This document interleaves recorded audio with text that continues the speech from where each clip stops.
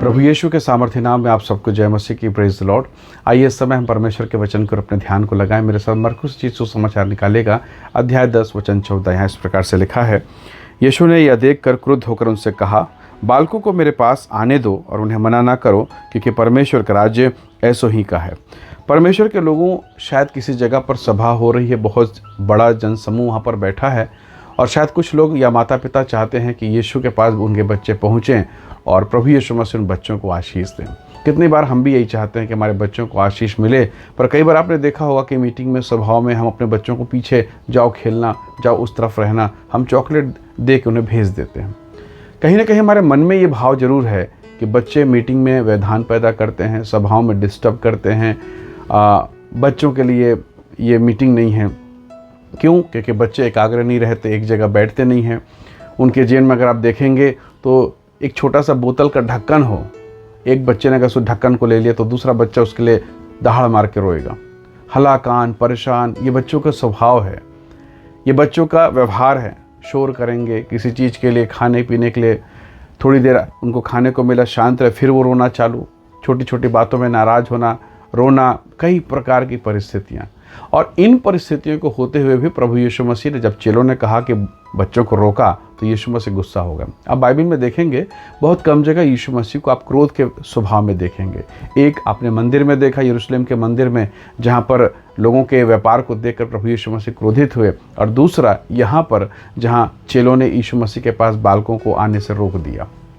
प्रभु के लोगों, हम शायद बड़े लोग ये सोचते हैं बच्चों का ऐसा व्यवहार, इसलिए ये मीटिंग में व्यवधान करेंगे, डिस्टर्ब करेंगे, इसलिए इनको दूर रखो। परमेश्वर के लोगों, प्रभु यीशु मसीह ने क्या कहा, ध्यान से सुनेगा। लिखा है यहाँ पर अंतिम वाक्य में, उन्हें मना ना करो, क्योंकि परमेश्वर का राज्य ऐसो ही का है।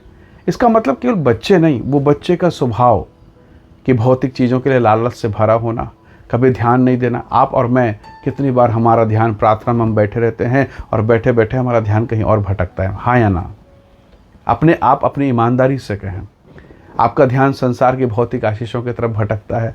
आंख बंद हुआ, कहीं और विचार चला गया। छोटी छोटी बातों में हम बहुत दुखी हो जाते हैं, नर्वस हो जाते हैं। कई बार तो ऐसा है कि हमारा मन प्रार्थना में नहीं लगता। जब बहुत ज़्यादा हम दुखी हों, हमारा मन निराश हो जाता है, हम कुछ नहीं चाहते, बस अकेला चुपचाप रहना चाहते हैं। कितनी प्रकार के वो बालकपन के नटखट व्यवहार हमारे भीतर में हैं। हम जरा अपने आप को टटोलें, हमारे जीवन को टटोलें। हम शायद कपड़ा साफ पहनना सीख गए हैं, पर क्या मन साफ है? क्या विचार साफ हैं? क्या हम संसार के लिए, संसार की बातों के लिए लालच से भरे नहीं हैं? क्या हमारे मन में कई प्रकार की अभिलाषाएं नहीं हैं, और जब वो पूरी नहीं होती तो हमारा मन कितना शोक से भर जाता है। यही स्वभाव बच्चों के भीतर में है। प्रभु ने कहा, ऐसों को मेरे पास लेके आओ। हालेलुया। इसका मतलब क्या है? बच्चे एक एग्जाम्पल हैं, एक उदाहरण हैं। वास्तव में यीशु हमसे कहना चाहते हैं कि अगर तुम खराब हो, तुम नटखट हो, तुम्हारा ध्यान नहीं लगता, तुम्हारा मन मेरी तरफ नहीं लगता, बहुत देर तक तुम प्रार्थना नहीं कर सकते, बहुत देर तक तुम मेरे साथ नहीं बैठ सकते, तब भी तुम्हारा स्वागत है मेरी उपस्थिति में, तुम्हारा स्वागत है मेरे पिता के राज्य में, स्वर्ग राज्य में तुम्हारा स्वागत है। Hallelujah, praise the Lord.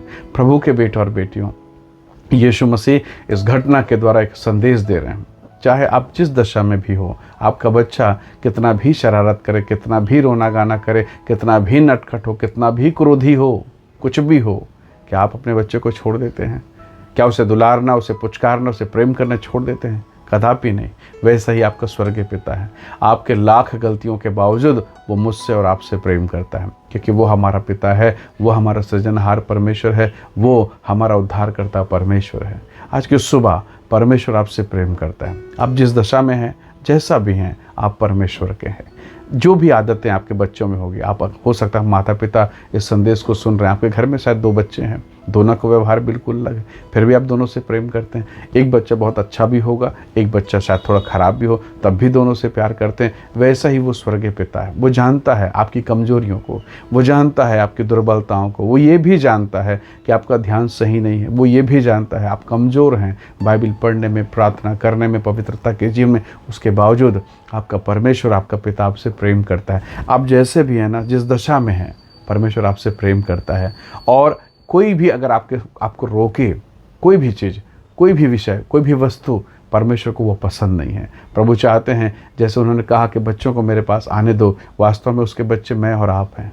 हमें ईशु के पास आना चाहिए। आप जिस दशा में हैं, प्रभु आपको गोद में लेगा, आपको आशीष देगा, आप पर अपनी कृपा को प्रकट करेगा, आप पर अपने अनुग्रह के हाथ को फेरेगा। शायद आप गिर गए हों पाप में, व्यभिचार में, नशा छूट नहीं रहा है, तकलीफ़ें बढ़ती चली जा रही हैं। शायद आप अस्पताल में हो, आपके जिनमें कई नकारात्मक बातें आ रही हैं, कई प्रकार की पीड़ाओं से होकर अगर आप गुजर रहे हैं, तब भी आपका पिता, आपका परमेश्वर आपसे प्रेम करता है और वो चाहता है कि मैं और आप उसके पास दौड़ के आएँ। जैसे एक बच्चा जब चोट पहुँचता है, गिरता है, तब वो आशा करता है बच्चा कि मेरा पिता मुझे पुकारे, या वो बच्चा जब खतरों को देखता है, पड़ोसी बच्चे के साथ जब लड़ाई होता है, वो दौड़ते चीखते भागते मम्मी पुकार के, पिताजी का नाम पुकार के भागता है। क्यों ना आज की सुबह हम अपने पिता की ओर दौड़ें, अपने परमेश्वर, अपने यीशु, अपने सृजनहार, अपने मुक्तिदाता की ओर दौड़ें और कहें कि परमेश्वर मुझे संभाल। आप जिस दशा में हैं, जिस अवस्था में है, प्रभु आपको ग्रहण करेगा। आइए आज की सुबह हम अपना जीवन परमेश्वर के हाथों में सौंपें।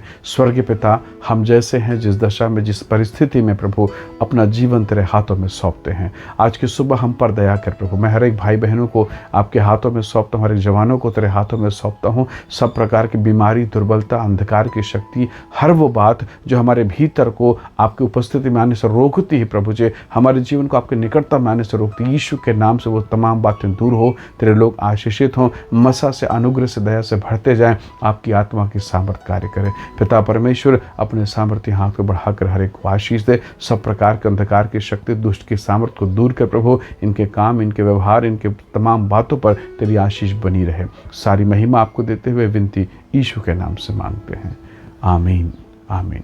प्रभु आप सबको बहुत ऐसे आशीष दे। परमेश्वर का अनुग्रह सदैव आपके साथ रहे। जय मसीह की। Praise the Lord.